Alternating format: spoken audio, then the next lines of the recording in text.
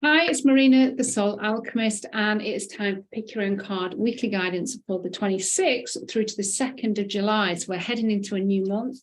And if you haven't had a chance to pick a card, I want you to tune into card 1, 2, or 3, and I'm going to reveal the messages, themes, and the energies supporting you over the next 7 days.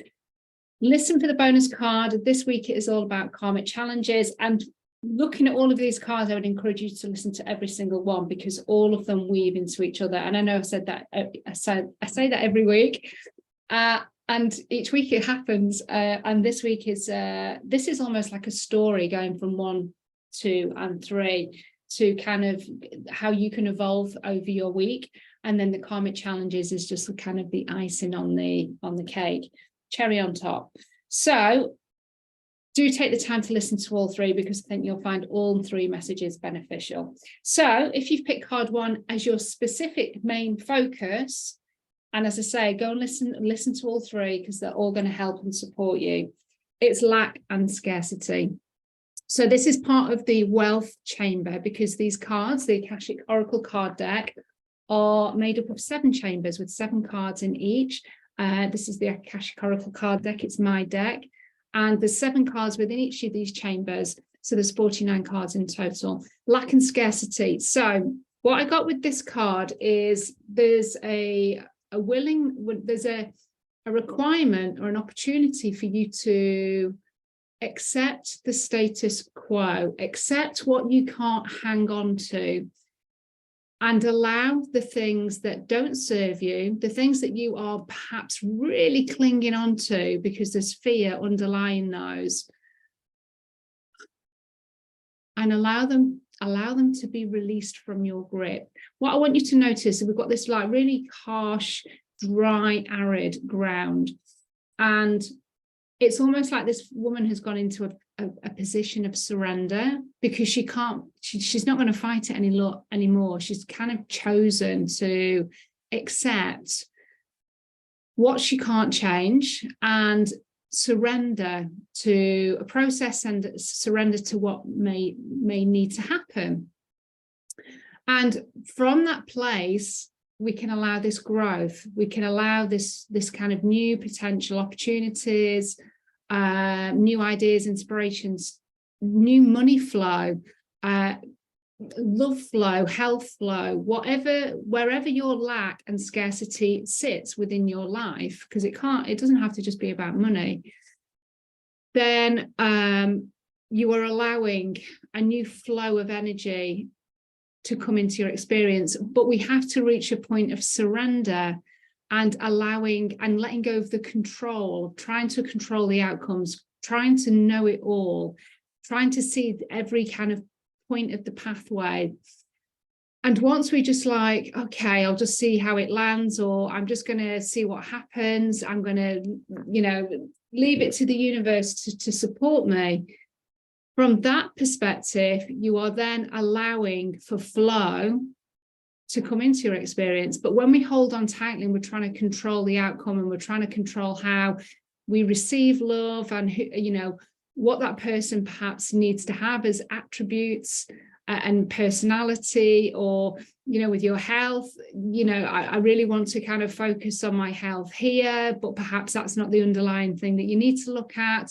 Maybe you think that you need to do this holistic stuff, and maybe you need to look at something else. It's really kind of just surrendering to the process. So this week, lack and scarcity is going to be shifted, whether that be mindset, whether it be physical, whether it be emotional, whether it be spiritual. Your lack and scarcity will evolve and dissolve and release and clear or shift when you go into that surrender and just accept what will be. And then guess what? We have new growth coming through. So there's going to need a position of surrender this week, surrender into some kind of process and not trying to control. We love to control. It gives us safety. It's our egos looking for safety. And this card is saying, no, just relax as much as you can and just stop trying to control the outcome, because that's where you're going to then find a shift and new growth that happens.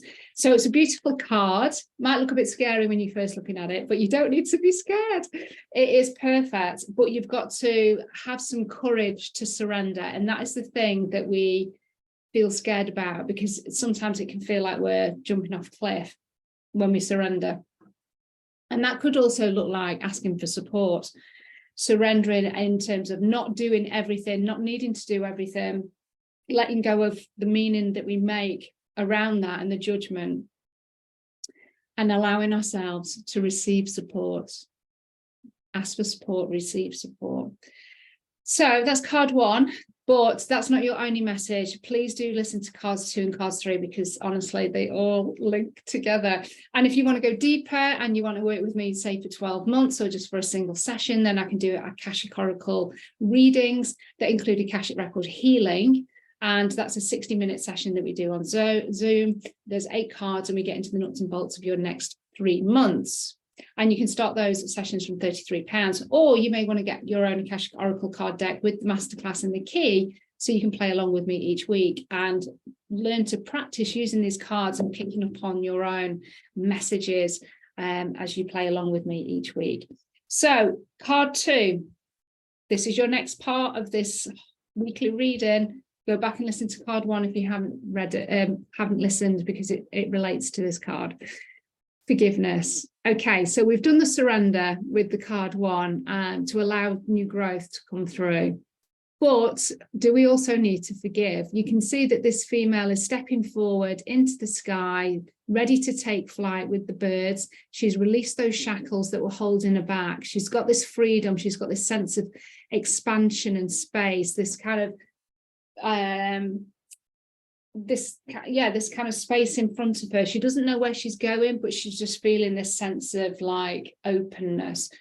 And that's the quality that forgiveness, whether it's for ourselves, whether it's for other people, that is the quality that forgiveness gives us when we practice that, when we actually forgive ourselves, forgive others. And if we are not at a point of forgiving others, that's okay. We can appreciate, we can just acknowledge. But it is about allowing yourself to move forward. And the quickest way to do that is through the act of forgiveness. And so I usually recommend doing the Hawaiian Ho'oponopono, I can't say it, prayer. And that's the one where I love you, I'm sorry, please forgive me, thank you. And you'd say that over and over again, that state, that kind of sentence, that prayer, that invocation, until you start to feel a shift. And that might be a shift in energy, it might be a feeling of lightness, it might be that you start to kind of break down a little bit and cry, because that's all energy releasing. So how and what and who do you need to forgive? And it's usually ourselves. So you might find that something comes up this week that is a memory from the past, something you've not thought about for a long time. And there's still an element of trigger within it, still an emotion or an annoyance or frustration or a judgment that comes with it. And so that's showing you that there's still a little bit of work to do. And it might be that there's just the forgiveness piece that is needed. And it might be that you've done forgiveness already. So it might be that you need to do a new level of forgiveness, which I've had to do with different situations. It might be that you've missed somebody out, or a part of the situation out, which is only coming back to you now. And that part is the bit that needs the forgiveness. So as you know, this work is never done, but the more awareness that we bring to this work, the more conscious we become, the more that we can create and experience the abundance, the prosperity, the divine love, all the things that, that we are on a level seeking.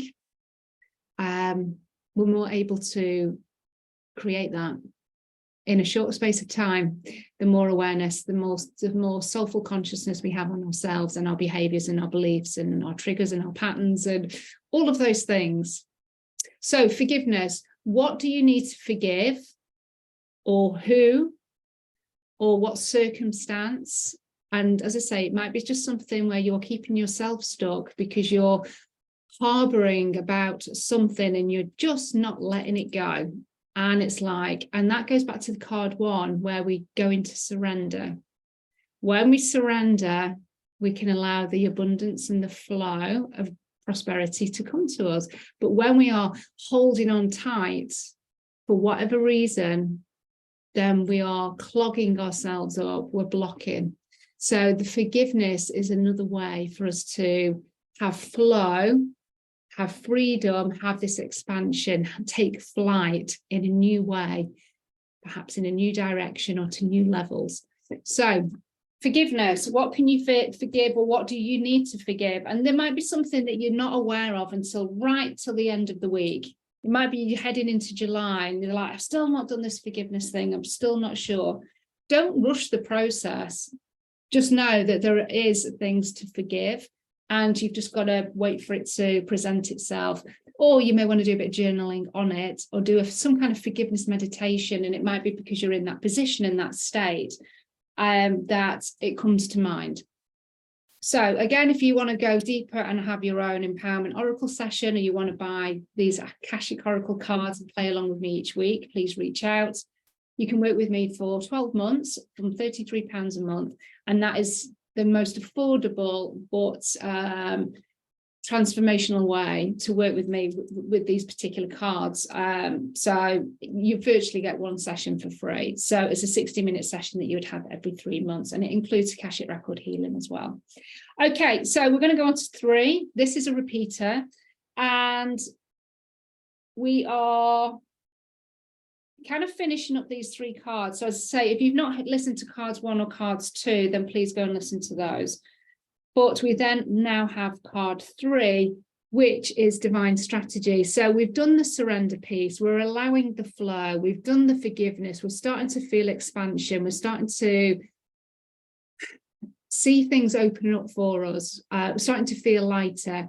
And it's like, okay, what's my next steps? And so divine strategy, connected in with our guides, using the pendulum, using automatic writing, meditation, visualization, vision boards, however you want to do your divine strategy. And strategy is just a fancy word for plan, next steps. It doesn't have to be really, really big kind of, overwhelming 1 year, 5 year plan. It can be, what am I doing in the next month? What is my divine strategy? What are my next steps? So you may want to get the oracle cards out, tarot cards, the runes, whatever your divine method is to create a plan. And so it's divine because you're including your guides, you're including your higher self, you're including your soulful self, because you're getting the parts of the strategy which don't really have your ego involved, so that we can kind of ensure, I suppose, that there's alignment there. There's soulful alignment, there's expansion, there's growth, there's opportunity for feeling fulfilled in that divine strategy. It serves you as well as serving other people, maybe your family, your work, clients, your soul tribe, communities, whatever the divine strategy is. And it could be like a home project, you're having, some renovations done, and that needs a strategy, it needs a plan. But let's bring the divine into that and just make sure that we've thought about all of the bits and pieces that also make it a beautiful space that's going to serve you in terms of feeling content, feeling peaceful in that, feeling calm in that space. So we can always bring the divine into all of the stuff that we do. It doesn't matter what life area it connects with. So using the divine, and what you'll find is if you're using your guides and your higher self, etc., your true self, there probably are some shortcuts in there that you've not considered, and there could be possibilities of suggestions where you're saving time and money also. So what might feel logical, and the logical steps, just kind of run it through your guides as well, because there might be just something that you've completely missed, or there's a new perspective that gives you some fresh ideas and a fresh inspiration that actually would make the strategy so much more aligned, efficient, whatever it might be. So divine strategy. So make sure you're tuning into your guides this week to get guidance on your next steps, but also to get ideas and inspiration also. So using the divine, your higher self, your soulful self, to also get answers, wisdom, and guidance this week. So you can see how all three cards all interweave. And if you've not listened to cards 2 or cards 1, then please go back, because they do layer. They so do layer. So we're now going to go on to the bonus card, which is karmic challenges. So this could be your beliefs, it could be patterning. They're a challenge for you. And when it's karmic, it just means that it's based on our choices that we've made perhaps in previous lifetimes or in this lifetime. And there's the kind of the same energetic consequence that we are now receiving. And we can be in a pattern over and over again. We can be in Groundhog Day with some of these karmic patterns, or, challenges that keep coming up. And they're there for us to clock, acknowledge, and learn from. And with learning, we expand and we grow, and we move in some kind of way. So this is perfect. In terms of karmic challenges, the main focus of your karmic challenge this week is, oh my God, I love this card. This is my favorite card of the deck. It's deservability and self-worth. So perhaps at this point, some point through this week, going through all of these other 3 cards and the 3 messages and the things that have come up with the guidance, there could be some poking with your deservability, feeling worthy. And, that could connect with money and feeling worthy of, charging certain prices, say, or receiving money, asking for a rise in your workplace, being comfortable in receiving a bonus, being comfortable with just receiving full stop. Deservability and self-worth of good health, of being loved and supported by others. We talked about support in the first one, and where we may struggle, and we do struggle to ask for support because we want to try and, for some reason, try and prove something, and that we can do it all, that we're supermen, superwomen. And so the karmic challenge is recognizing when we are diminishing our deservability and our self-worth, our value. And we do that by overgiving, by not having good boundaries or high standards, or not maintaining those boundaries and the high standards, fulfilling other people's needs before our own, and it feels resentful and oh my gosh, I can't even say it, obligation, but another word that means that I can't say it.